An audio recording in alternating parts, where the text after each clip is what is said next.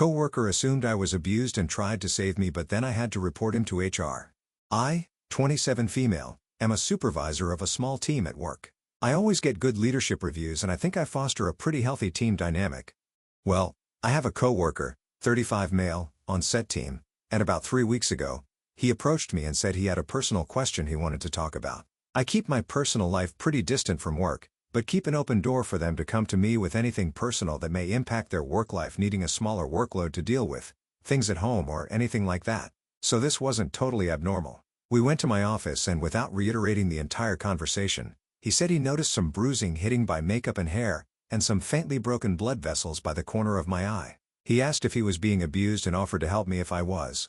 To make it very clear, I'm not being abused. I have an amazing husband and we've been experimenting in the bedroom. It's gotten a little rough and I bruise easy. That's all there is to it. I told him how much I appreciate his offer of support and try to lighten the mood by saying his attention to detail is part of why he's great at his job, but I made it very clear that I am completely safe and there's nothing to worry about.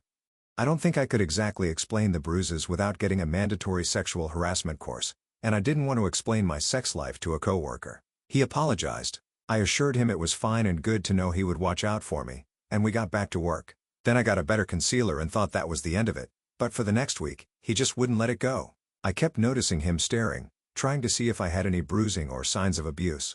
He would make woke comments about women overcoming abuse, would give me sympathetic looks, and it was all just so uncomfortable. So I called him into my office last week and told him again that I am fine and would appreciate it if our working relationship returned to normal. Then he went off on me with stats about abuse and how I can't deny it or hide it and he can save me. I just got a bad feeling about it and frankly, I kinda got defensive. Without much thought, I just calmly told him, if you must know I have an active sex life and a husband who is willing to try new things, and I've always bruised easy. I'm sure you can put all that together, so please just drop the savior complex. It shut him up pretty quickly and he left. Since then, his behavior has changed again and he's been hostile towards me, is withholding work I need from him so I can do my job, taking me off email chains I need to be in, etc. I decided to go to HR and explain the entire thing. She said this was a first in her career and when I told her I'd accept any consequences of my little blow-up on him, she held back and laughed and said I had nothing to worry about. Sure, I could have brought it to HR right then, but they probably wouldn't have been able to do much to change his behavior. I don't know what conversation they had with him, but he turned in his letter of resignation 2 days later and that's that. Just a weird couple of weeks and I stumped a damn good HR pro. Well, OP, I have to say I kinda felt that this dude was doing a good thing for you until he said that thing about wanting to save you. Abuse is a real thing and it's a good thing that people are watching out for each other, but when it gets this kinda creepy after an explanation and being told to just let it go, you've got no choice but to let it go. And I understand it may not be an easy thing to do because abused people often do lie to try to protect their abusers because they're in fear, of course. And in those cases, I think you just need to try to go back to normal, keeping an eye out. But that's about it. And what do you guys think about this? How would you handle this situation if you thought somebody was being abused or if you were asked if you were being abused? Let me know in the comments section. And now let's check out the community comments. Pomegranate 1328 says, I bruise extremely easy as well. I also am active in the garden too. I just bumped my head hard in the garden and someone asked me a similar thing. It was not hubby, but me being clumsy. It was let go because I told him I was safe. The guy overstepped and it is possible he has before too. Yalsas says, I hit my mom in the eye with our house phone as a baby. I wanted to hold it up to her ear but I bapped her. She had clients insisting on getting her help, that she isn't alone. She kept denying it and explaining what happened but they wouldn't believe her. Finally, her coworker explained to the clients that if anyone was doing the abusing in the relationship, it would be her. Not that that sends a good message, but it was funny. Safar13 says, I once walked in a mall with a female colleague who had a black eye. We were detectives and she had been injured on duty. The dirty looks I got and the behind-the-hand whispers by passersby were hilarious. They clearly thought we were in a relationship and I was abusive. Ironically, we worked at the Family Violence Sexual Offenses and Child Protection Unit at the time.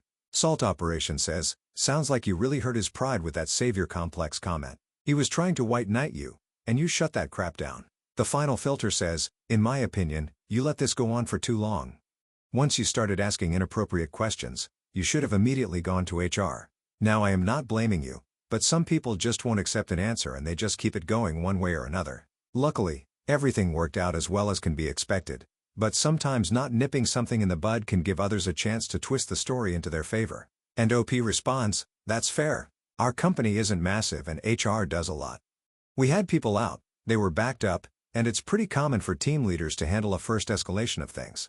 We're almost encouraged to try a few options before HR unless it's pretty extreme. And at first, I totally was thinking it was all good intentions, so it wasn't too extreme. I had written up an email describing the incident just to document it and sent it to the general HR email, and they just hadn't gotten to it yet. And frustrated DIL says unpopular opinion. Wearing bruises from rough sex is unprofessional. Your coworker was legitimately concerned about you. Keep the bruises limited to wear clothing covers. Statistically, women who are injured that way have a good chance of being murdered by their partners. It's not cute or funny to sport bruises like that. Additional information from Ops comments. For those curious about my bruising, the blood vessels were more like tiny speckling on the sides of my eyes, like a super faint hickey, so I assumed broken blood vessels or whatever. I promise it was all safe. Ironically, I had a doctor's appointment shortly after, and because I have zero shame in a doctor's office, I showed pictures to the nurse to confirm all was fine and we didn't need to change anything. She got a kick out of it and shared a couple of pelvic floor tips, laughing emoji. Also, to clear things up, there were 2 conversations regarding the bruising with him. And, yeah, when his behavior changed to the point of impacting work, I went to HR. It wasn't in an aggressive way, more so in the way that I needed it to be documented in case anything happened, and I needed to protect my job as well. Anyone in a corporate world submitted to mine would agree that I waited a reasonable time to go to HR and gave chances for him to drop it when he was assured that it was not abuse. I also made it clear that I appreciated his concern and commended him for doing the right thing. Once his actions were impacting my work performance, it was time to escalate. Well, the community gave OP very different perspectives, from personal stories regarding confusions just like hers or similar to hers to what they think OP should have done. And in their additional information, OP was able to clear everything up for us. So now let's move on to the update to see how this story ends.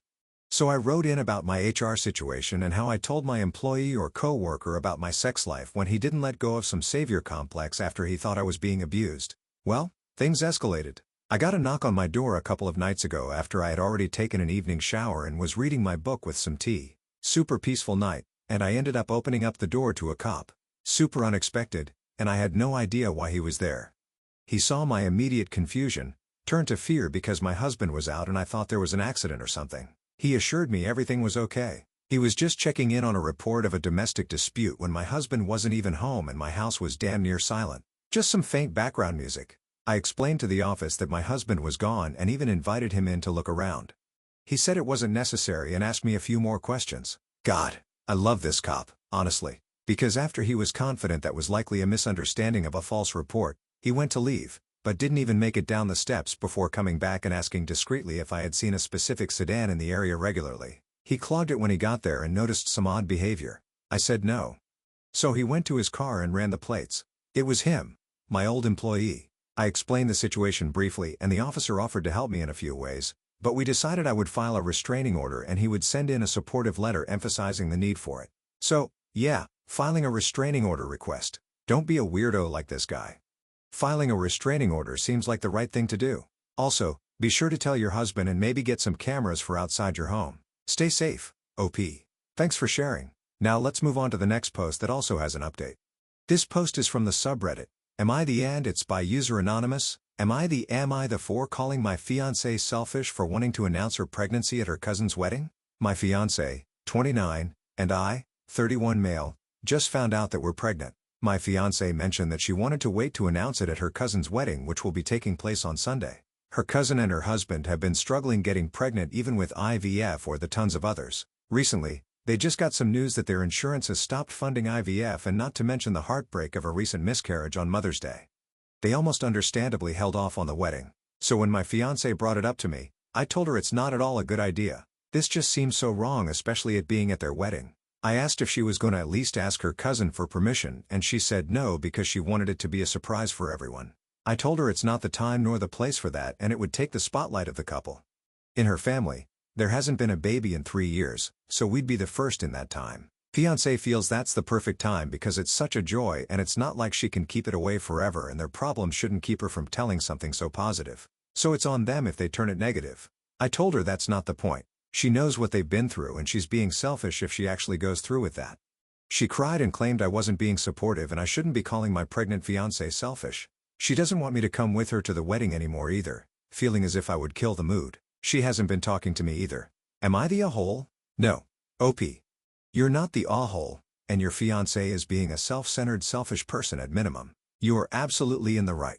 Announcing a pregnancy, proposing, or anything like that, you just don't do that at weddings. Does your fiancé have a bone to pick with her cousin? Because she sounds just mean, and I would give the bride and groom a heads up about what your fiancé is planning to do if you're not invited to the wedding anymore. What do you guys think? Let me know in the comments section, and now let's check out the community comments. SD starting out says, not the a-hole. Hijacking someone's event to make your own announcement is extremely rude and selfish. Add on that the couple is having trouble getting pregnant themselves. It's that 10 times. Cambas aficionado says, not the a-hole. Are you sure you want to marry this person? She seems to have zero self-awareness, and when you didn't leap to 3 cheers for her stupid idea, she doesn't want you there because you'll kill the mood? She definitely loves herself above everyone else, including you. Including you. Linuxdean 1964 says, not the give the cousin a call and let them know what's up. Give them a chance to uninvite her. She will ruin the day for them if she's not stopped. What a horrible selfish person. OP's edit. So about my fiancé and her cousin's relationship, my fiancé always saw a competition in her cousin because would be better at some things than her. Grades, dancing, cosmetics, etc. Since they were kids, and she hates that. Last year, they had an argument about it because fiancé felt her cousin bragged too much, whereas my fiancé also mentioned there was one thing her cousin wasn't good at but never said what it was. So in shorter terms, the relationship is in between good and bad, but her cousin wanted to invite her to the wedding. I'm guessing to rekindle that. Well, unsurprisingly, the community agrees that OP is not the a-hole and the fiancé is. So now, let's move on to the update to see how this story ends. Sorry for the long wait, as I have been going through some things. Me and my fiancé breaking up, work, death of my grandfather, etc. So I didn't expect to get a bunch of replies to my post, but a lot of them were helpful, and my ex was determined to go to the wedding despite my protests, and even planned out how she was going to be refusing alcohol when offered. I did tell my ex's parents about what she was planning on doing. I didn't want to tell the groom or bride because I wouldn't know how to put it in words that would make the whole situation any less awful. Ex-parents did end up telling the bride's parents, and they told to the bride. The bride was so upset that she unfortunately called off the wedding. Everyone wanted her to continue it and invite my ex for a couple of plans guests thought of. For example, when my ex announced it, everyone would just stay nonchalant and not give her the excited reaction she was hoping for, and the classic just don't invite her plan. The bride was just understandably wanting to be left alone, and she just texted my fiancé a very long paragraph telling her what a horrible person she was. She just decided not to do the wedding anymore, and her fiancé was very heartbroken. But all in all, they were both grateful to me. My ex instantly knew that I was the cause of all of this, and she was furious with me even more because I posted about it here, but also said a pretty sick thing about how she still pretty much won anyways. I just decided to break up with her myself after that.